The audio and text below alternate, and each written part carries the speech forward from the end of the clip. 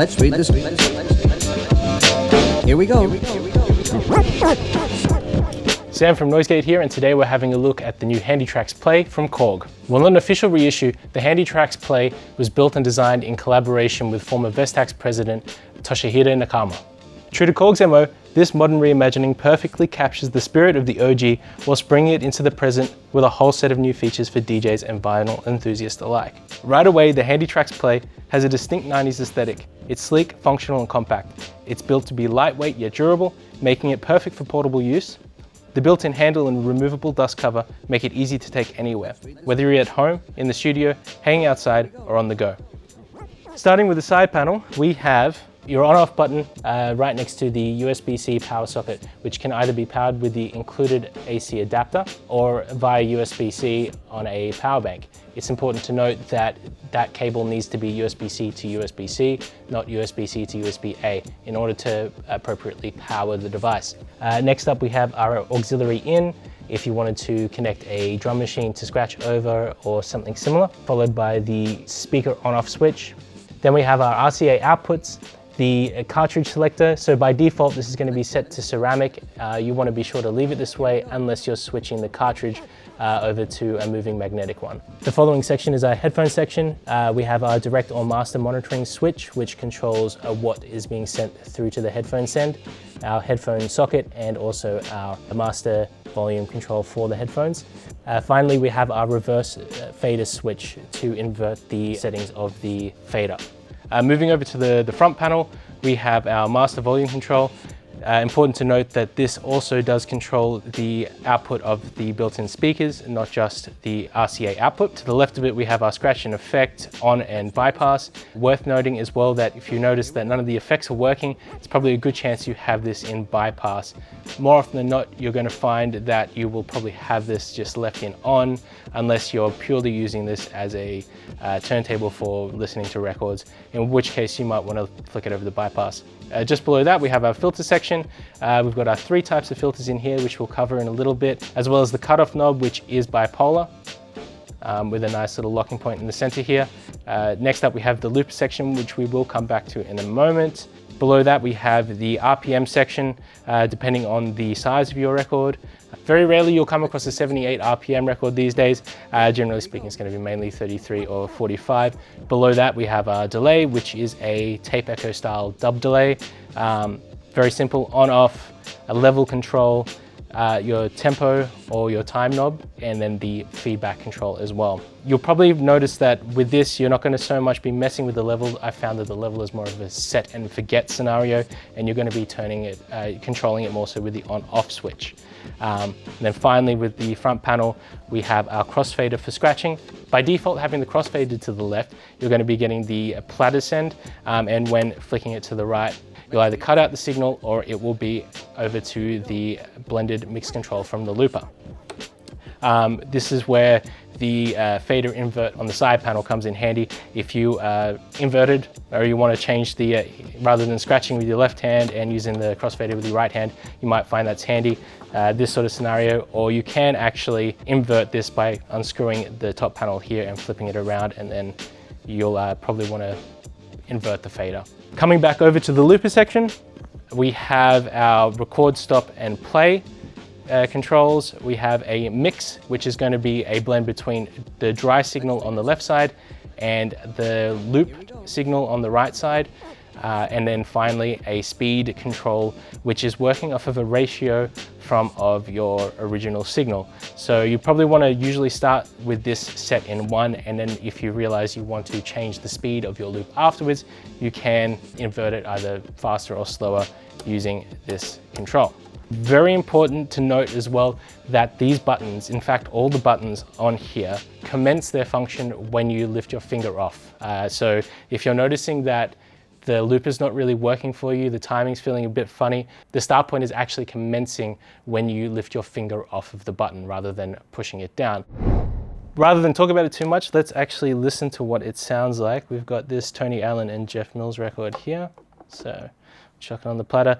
Despite the size, this is 33 RPM. It isn't your traditional 45 size, nor your traditional 33 size, but thankfully the label have included that here for us.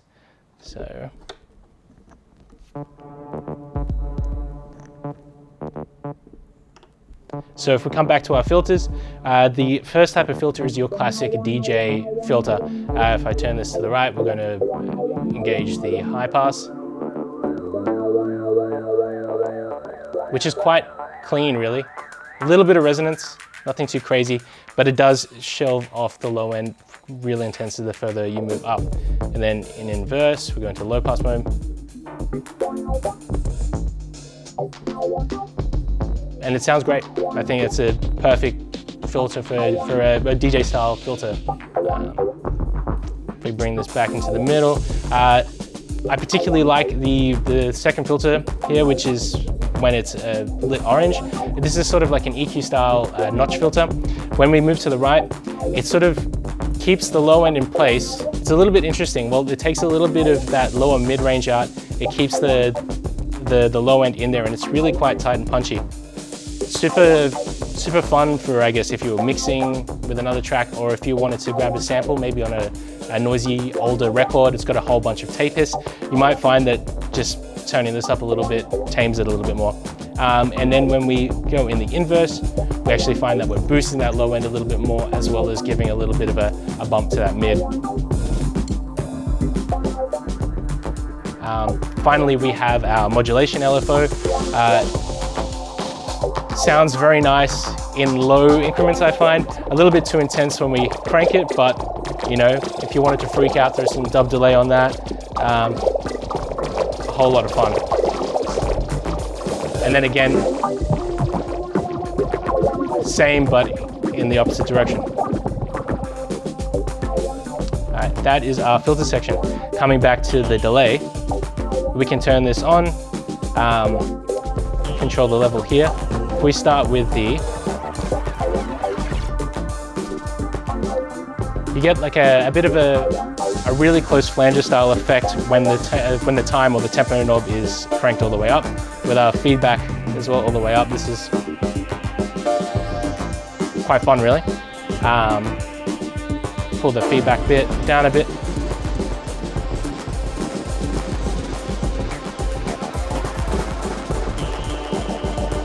And then, most importantly, when we turn it off, the tail keeps going. Exactly what you want from a dub style delay.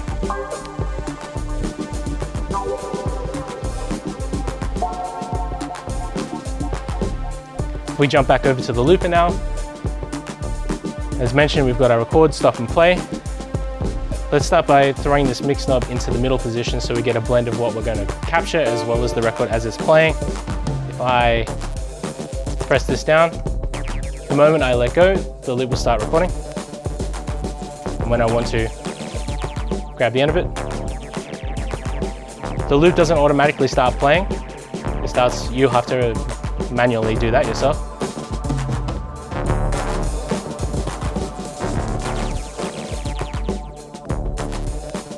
Now we're over to our loop. A little bit sloppy, but not too bad really. We can take this off. Record's done. Maybe you want to use this in a scenario where you're doing just one turntable mixing. You can grab your loop, grab the next record up, mix into it that way, throw a little bit of delay on there.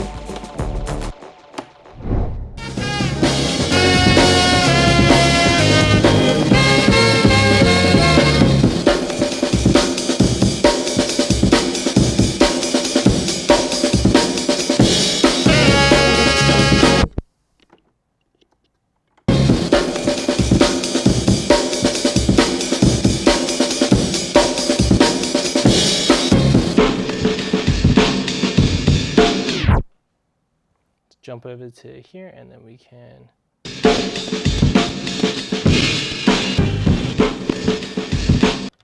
Important to also recognize that in order to clear your loop and grab a new one, you want to hold down the stop clear button once the loop is stopped. So now that we've cleared the arm and brake from our loop section, we can then go ahead and start sampling our next track. So.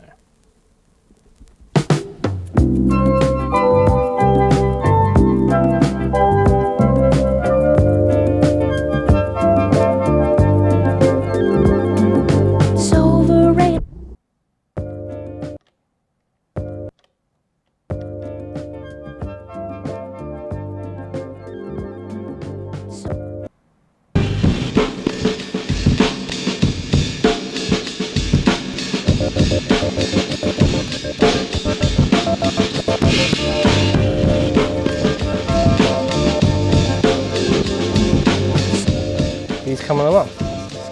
Then you can grab your scratch record.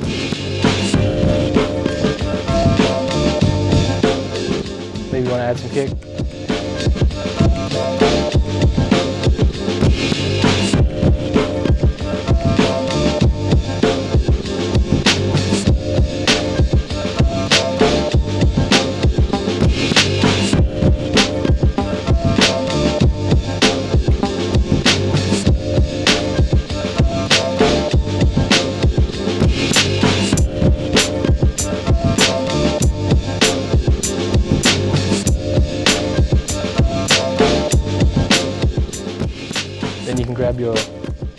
Then you can grab your scratch record.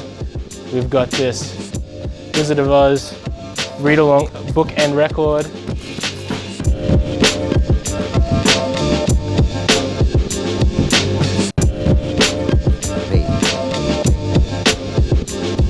Let's read this.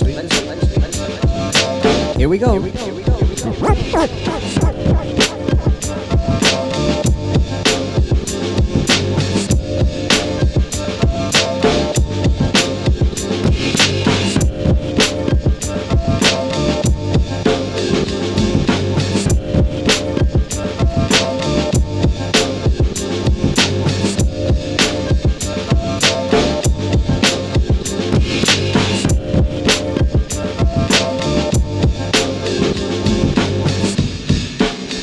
And it's that easy to grab some loops from the Handytraxx, record them straight into your sample, and you have yourself a beat.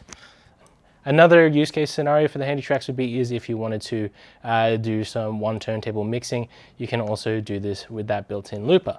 So if we pull up our Dilla track, we've got it set at 33. Keep that looper in 1 speed so that it's the same ratio.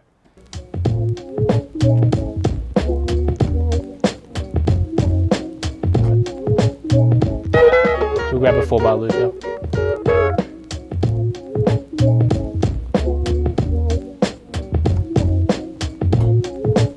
And then when we're ready,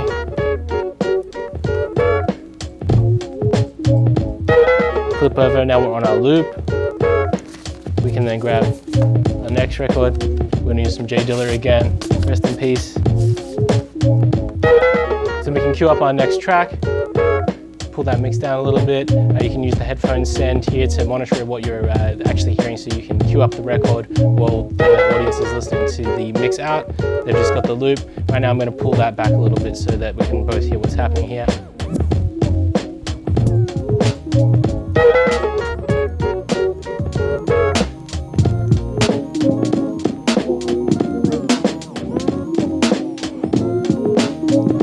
A little bit sloppy, but you get the idea.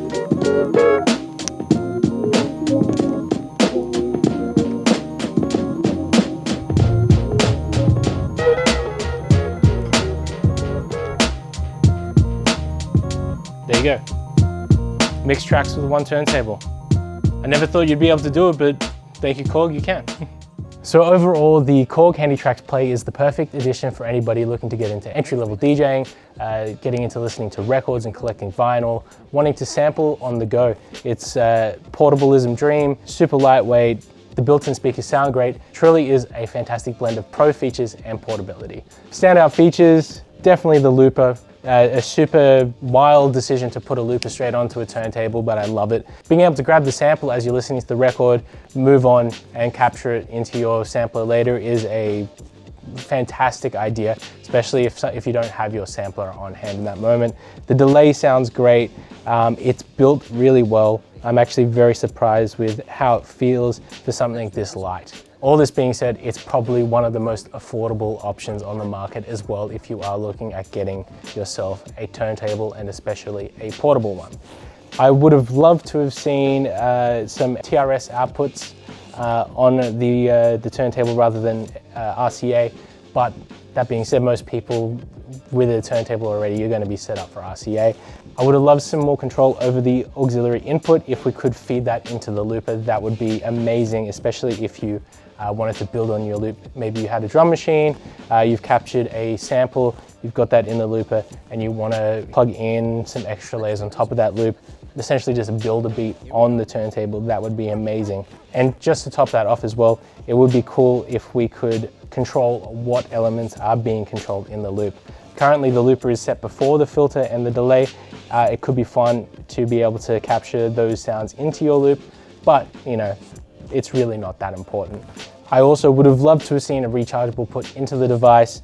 Not that big a loss considering you can power it with a power bank or AA batteries. Even with these limitations, the Handytraxx Play is an incredibly versatile device. I've had so much fun playing with it.